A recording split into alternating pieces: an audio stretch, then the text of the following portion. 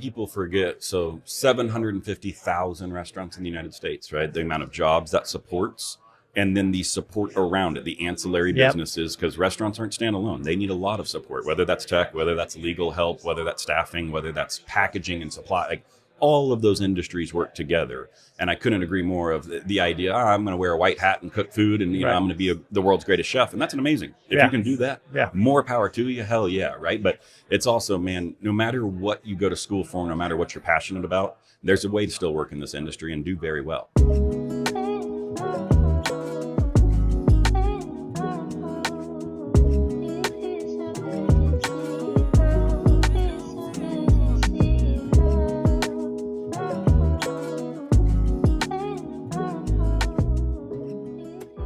Attention emerging leaders in food service and hospitality. Are you ready to accelerate your career? If so, join us for the Accelerate Conference on October 22nd through the 24th at the Omni Hotel in Dallas, Texas. Gain insights from over 1,000 collective years of business and leadership experience. Engage in more than 30 focused breakout sessions. Be inspired by 5 empowering general sessions featuring industry experts. Don't miss this opportunity to build valuable connections and elevate your leadership talent to give your business the competitive edge it deserves. Register today at prosperaccelerate.com. Welcome. We're at the 2025 Prosper Forum, and I'm fortunate enough to have Kirk Grogan here with us from TipHaus. He's COO and co-founder of TipHaus, sponsor of Prosper Forum. Absolutely. So thank you for your sponsorship. But wanted to jump in, if you could just tell us a little bit about TipHaus and what you guys do. I sure can. Thank you, Anthony. So we are a end-to-end tip management solution. And what that means is we will integrate directly with your point of sale and your time and attendance platform. And we will allow you to run whatever tip policy that you want at your restaurant that is legal. And we'll allow you to run it over the top. We automate the entire process where we calculate it. We bring it in, we distribute that funds and make sure it gets to the correct hands. And then we will actually pay those funds out as well. So we will move this year just at about $5 billion and ensure that that money is making it back to the employees who earn those tips. Wow. 5 billion? 5 billion. Nice. Yeah, thank you. It's wild to look at, the growth over the years. That's a number I didn't think we'd reach, and we're there quicker than expected, right? Yeah. So That's amazing. That's Thank you. great. So, a good description, but if I'm an operator, what's the ideal operator that you guys go after that could really impact? great question. So we like to say everyone can work with us. We started SMB, and now we have some of the largest hospitality brands in the entire world that are on our platform because we handle complex scenarios. But, a single unit coffee shop, 2 high school girls slinging coffee, they can use us. You could also probably run that tip pool in your head on a piece of paper, on a napkin, whatever it might be. Now, where that becomes valuable to us is if you are operating in 37 states, that has become a complex tip organization, right? Each state has its own tip regulations. You've got to figure out a lot with that. So that is really where we start to thrive. The more complex, whether that is physical volume, whether that is the actual traffic you have, the physical location, whatever it may be, as you get more complex, the liability of tips dramatically increases, right? Yep. I work a lot with restaurants on the legal side on compliance and tip pooling and out in California. But what comes up from operators' perspective that I hear a lot too, just the cost of handling money and figuring out and allocating tips. Could you speak towards that? 100%. So, my first job, Anthony, was I started at Chili's at 16 as a host, worked then as a server at 18, eventually during college, managed wine bars. And I got to see that time of cash becoming the predominant at Chili's. I hand in a tip out report. They do the calculations of credit card versus cash, hand me back the cash, and I walk out with that. Now, 97% of transactions are done on credit cards. Restaurants don't have cash on hand. And to your exact point, the biggest players in the space, they do have the ability to do armored card deliveries. They can keep $50,000 in cash in a safe on site. They can try to make it secure. In reality, most restaurants, that is a massive liability from theft, from employees getting robbed as they're walking out. And the idea that managers may have to run to banks, swap things out, grab cash, all of that has expenses. One of our large groups, and I won't say the name, but as we started working with them, when we automated this and we moved all of their tips digitally, we started paying out their employees every day via tips onto their bank accounts.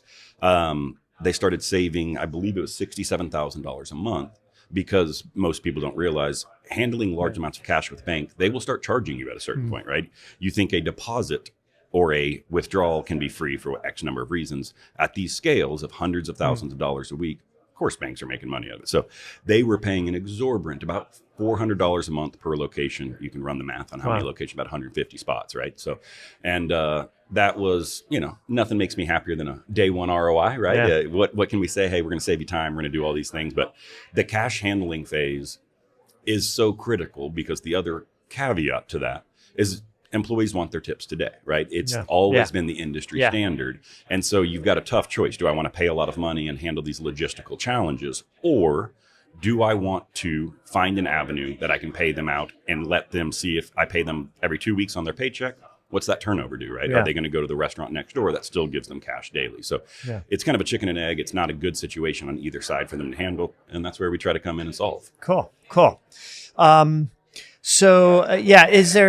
It's anybody with tipped employees. Well, and I wanted to ask about the compliance, and I know it gets tricky, but, and I know we've talked about this, but do you help with that? Or you've got a system and the operator can set that up and then talk to legal counsel and implement it for each different jurisdiction. I mean, you mentioned states, but I'm thinking of it's coming down to the city level now. City, county, absolutely, right? So there is I get a reputation for being very, very knowledgeable about tips. I'd say there's one person at this conference that is certainly more knowledgeable, and thankfully I'm podcasting with them right now. So we absolutely do, man. And that's where every state regulation is different. Can you take a tip credit? If you take tip credits, can you still tip out the back of house? If you're doing that, what is the minimum wage that you're required to guarantee? All of these are different. And to your point, cities are different, right? Yeah. Counties are different. And so that is the specialty of where we try to work. Is we'll consult with you. I will always tell people, hey, I am not your lawyer. I'm not a legal representative, but I can tell you these items. And then, of course, we have great resources like Zaller Law Group, right? That we can pass them to as they need if needed. But it is a fabulous little system, because then the clients can just say whatever they want to set those requirements for, and then your software automatically takes care of all that in the background. Absolutely. And you can never have managers take tips, right? Anyone that has hiring, firing, scheduling ability cannot be a part of it. So we can zero that out, because we run into a lot of situations. It's often not intentional fraud. It's just mistakes, right? Restaurants are chaotic. And so it's a manager, hey, the server got busy. I'm going to go close out this check for them. That individual guest left a tip on this. I forgot to transfer that to my server back. And now you're out of compliance, right? Now, right out of the gate, now we have a reason to look into this. The audit itself, and we always tell restaurants, like, we keep everything for 7 years for you for tax records. If you win a lawsuit, that's still a lot of money, right? Let's not go down. It's time and money that goes into it. If employees think that you're taking tips from them, it's best to be transparent. It's best to just solve that up front. And so we will always consult with them. We'll work on them on every front of what we can do. But ultimately, the restaurant has to live up to their standards, and they need to have their own legal counsel as well. You guys aren't law firm too. But that's great. And that's great. You retain those records, and save that going back 7 years. It's becoming less of an issue, but time records, payroll records on the litigation side, we see that all the time, where you don't have the records, or the records are printed out in some box in some storage unit somewhere. That's always fun for people to go through, right? Yeah. As a young attorney, I went through many storage units, but fortunately most everybody's moving away from that, going digital and having this easy to search, easy to go through. Now with AI too, you could upload this data set to AI and learn from it too, which is huge. So that piece alone, I am a believer that AI, especially in the hospitality industry, should be supplementary. It should add to the ability to serve these customers, not replace what we already have, right? So we're famous for our customer support. If you ever click a live chat button, in 30 seconds or less, you will have a real human screen sharing with you, asking you what we can do, what the problem you're experiencing is, what your question is, and all of the fun stuff with it. But we're viewing AI in that same record of, how do we make sure that we spot trends for you? How do we be proactive for you? Awesome. And for legal issues, how do we make sure that we're scanning to make sure you're legally compliant, so we can flag something and say, hey, we don't know what this was precisely, but we know that you need to manually review this because there's an outlier here, right? Cool.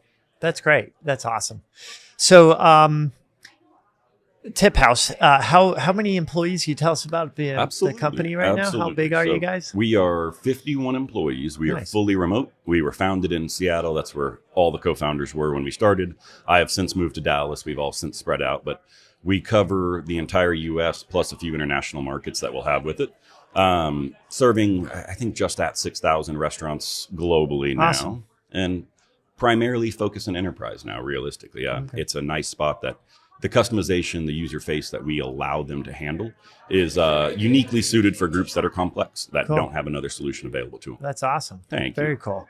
Want to get into the one big beautiful bill. Everyone does. Yeah, with tips and no tax on tips. So generally, like, how does that impact the industry? What are your thoughts on that? Oh, it's polarizing. It's mischaracterized. It's misunderstood, and including the idea that it will be misunderstood until some of these items are challenged in court, right? And we'll see how that plays out. But right now, obviously, we had a great endeavor that we wanted to ensure the no tax on tips could go forward. We wanted to make sure that we could keep money in these hard-earned pockets. So, you were fortunate, and I really appreciate you jumping in with us to get 4,000 signatures to help advance this, right? Yeah, no, that was really, I have to give credit to you guys. You or Leaf had the idea to start that petition and really ran with it. That was great. We definitely wanted to advance. I mean, we're proponents of the industry. All of our employees are from the industry, right? So we know exactly what it means to have that money available. And I'll give a major shout out to my VP of marketing, Tanya. She's the spearheading force of that. But when we look at the bill, so low, I'm going to say people who serve part-time, right? Maybe you're in college and you serve 2 nights a week. You don't really expect to see much because your deductions will already cover, right? Mm. You won't see a major earnings back on those tips because you're already not paying taxes on those. The highest earners, relatively low impact as well, right? And these are fine dining restaurants. People often misunderstand that you can be a career server. You can make well into 6 figures because it is a super specialized niche. You're providing amazing service. Where we're still going to determine what's going to happen is in the middle, what I'm going to call the everyday, kind of take your casual American full service restaurant. Most of those individuals are going to earn anywhere between $45,000 a year on the low end, up to $85,000, $90,000, $100,000, depending on your position, what city you work in, et cetera. They will have impact. And typically what we're going to see is that they're going to start saving money on that, right? Your tips will no longer be taxed. Your wages still will, of course, that will play it through. One important piece that I think a lot of people miss with the bill is it must be that you were accepting tips in a customary role pre-2024, right? Mm. It is not something that, you can suddenly implement, we're going to start taking tips here, and this will be great. It'll be a wage offset. We'll manage this entire piece. No, that's not how this is. Well, I say that's not how it's going to play. We'll see, right? Right. And that's really where it's going to go. From your perspective, I'd love to turn that back to what are you seeing in California as far as these individuals go? How are they interacting with it? How are they thinking about it? Yeah, so actually a lot of confusion around it. Yep. And how that plays out. And unfortunately, it got politicized. Of course. And a little hesitancy for me to jump in on the issue. But the other side to that, Harris supported it. Biden said if that bill crosses his desk, he would sign it. So it's this nonpartisan issue.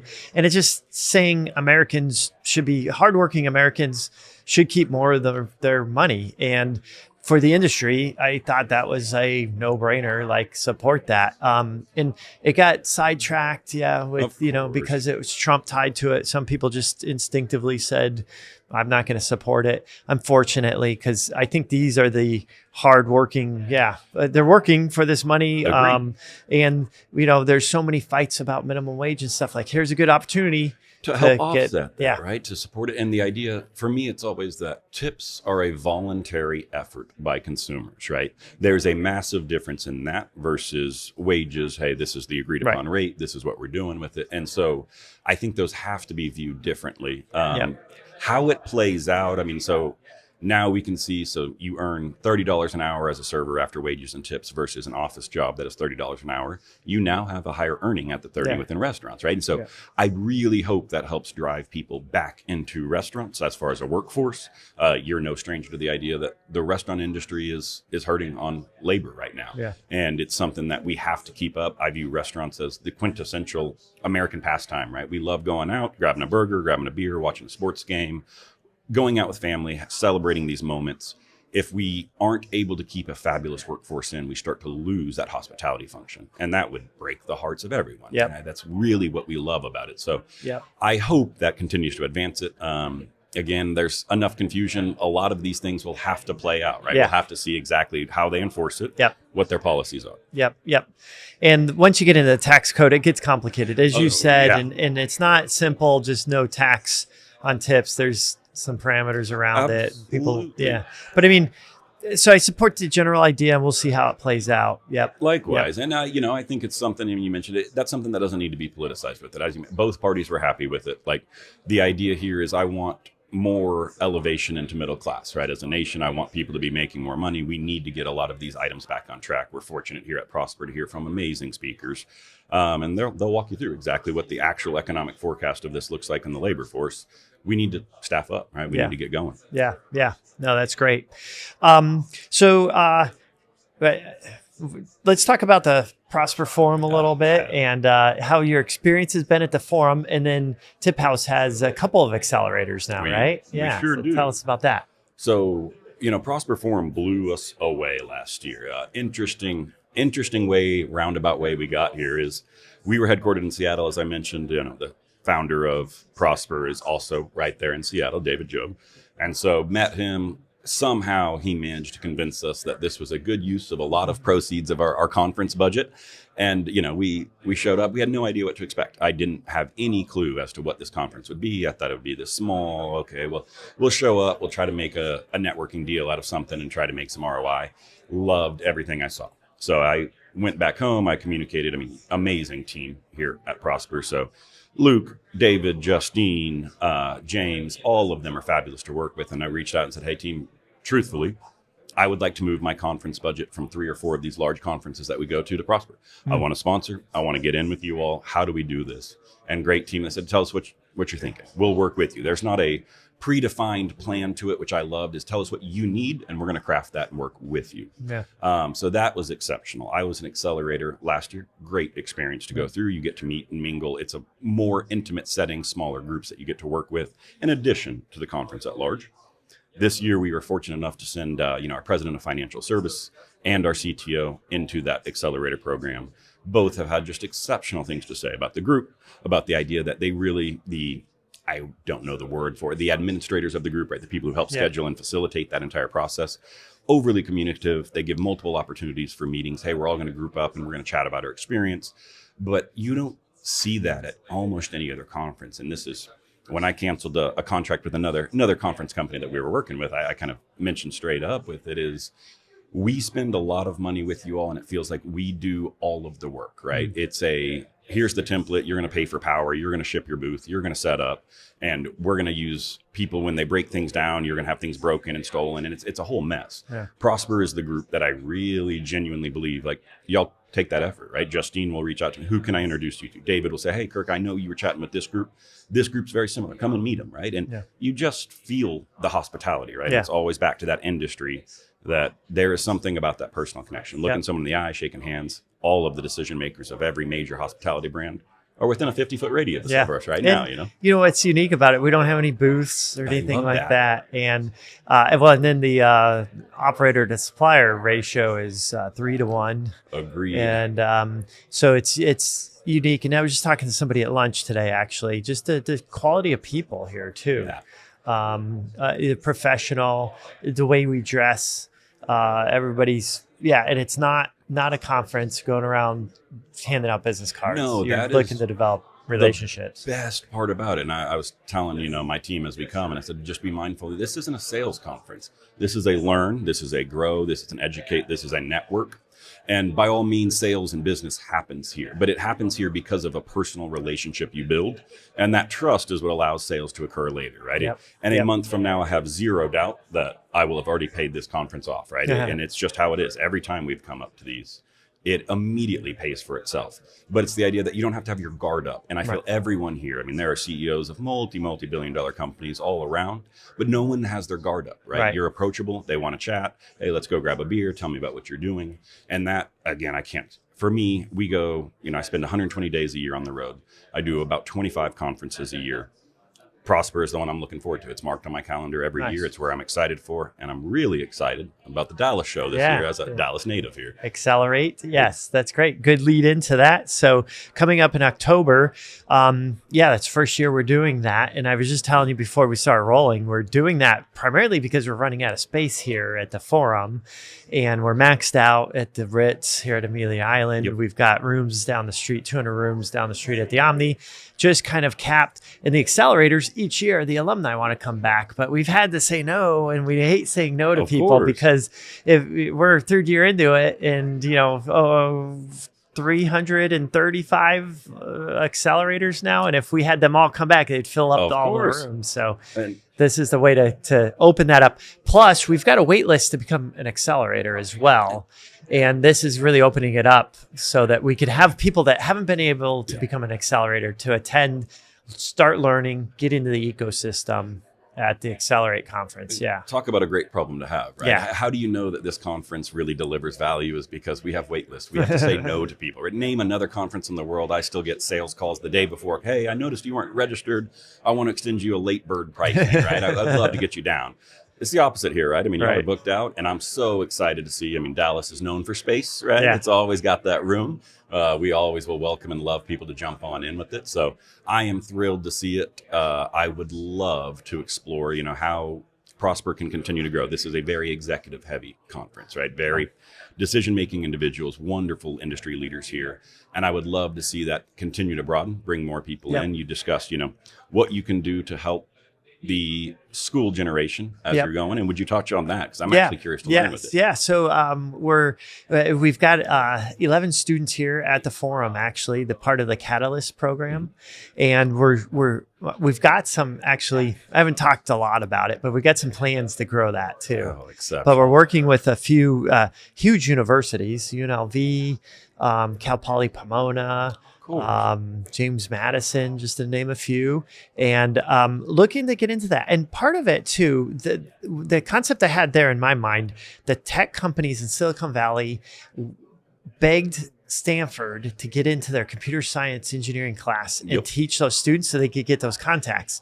And I'm sitting there thinking, well, we've got all these great students in these hospitality colleges and on management side, on culinary side, on business side, the executive, and we've had this request by the executives attending the Forum. How can we get more connection with these students, the up and coming talents?